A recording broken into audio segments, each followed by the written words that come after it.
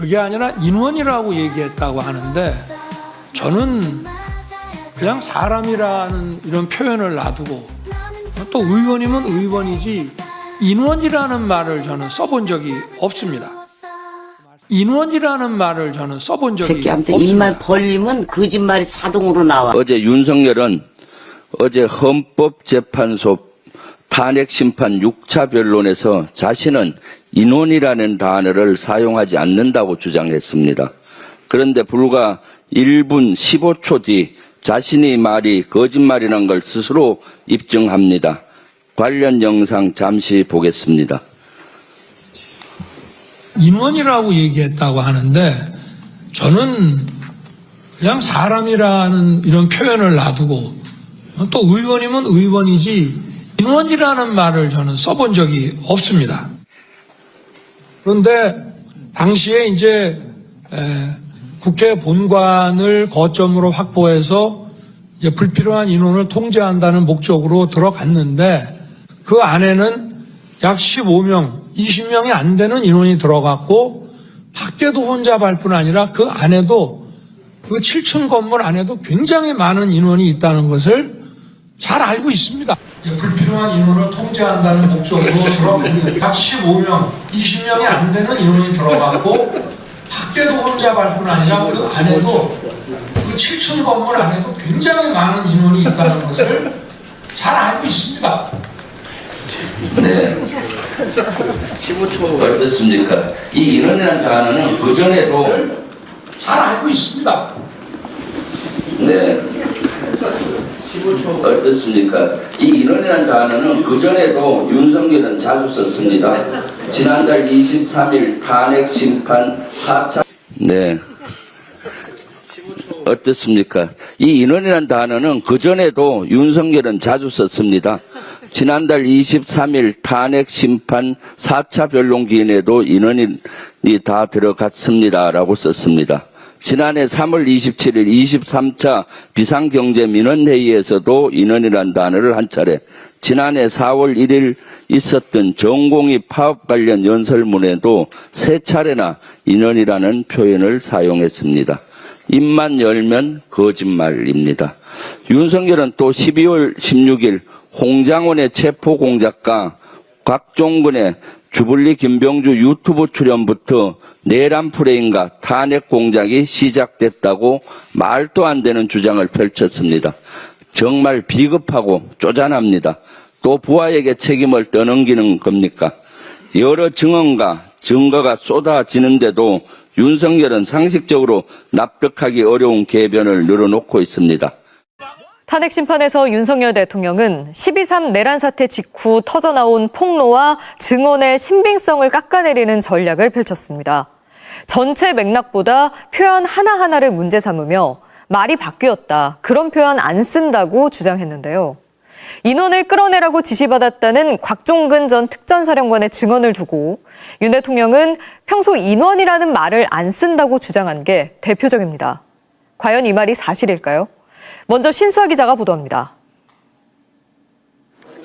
탄핵 심판 6차 변론에서 윤석열 대통령의 변호인은 국회에서 인원을 끌어내라고 지시받았다는 곽종근 전 특전사령관의 증언을 문제 삼았습니다. 의원이라고 명확히 했습니까? 인원이라고 했습니까?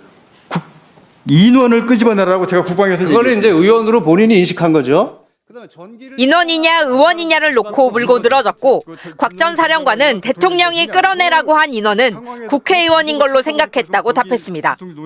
그러자 이번엔 윤 대통령까지 직접 나서 자신은 인원이란 말을 평소 안 쓴다고 주장했습니다. 또 그게 아니라 인원이라고 얘기했다고 하는데 저는 그냥 사람이라는 이런 표현을 놔두고 또 의원이면 의원이지 인원이라는 말을 저는 써본 적이 없습니다.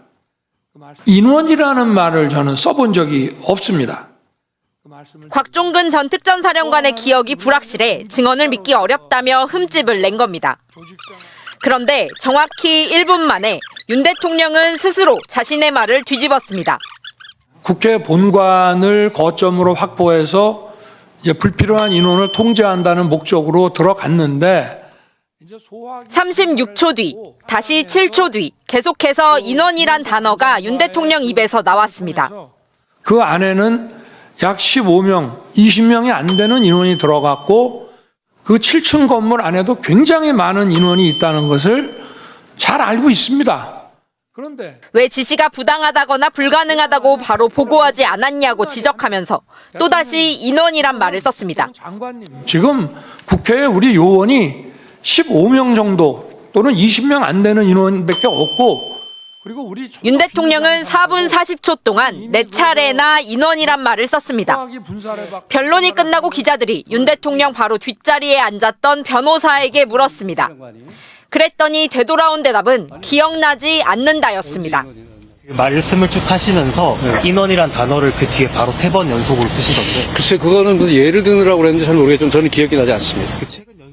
윤 대통령 측은 인원이란 단어를 두고 폭로의 신빙성을 공격하고 나섰지만 오히려 인원이란 단어를 즐겨 쓴다는 점을 재판정에서 스스로 입증하고 말았습니다. 굉장히 많은 인원이 있다. 사람이라는 표현을 놔두고 인원이라는 표현을 써본 적이 없다는 윤 대통령 주장이 무색해지는 사례는 어제 탄핵 심판에서만 확인되는 게 아닙니다.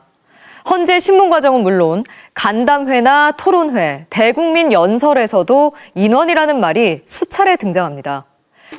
취임 한 달이 지난 2022년 6월 용산 대통령실로 여당 상임고문들을 초청한 윤석열 대통령은 청사를 여유 있게 쓰고 있다며 인원이라는 표현을 썼습니다.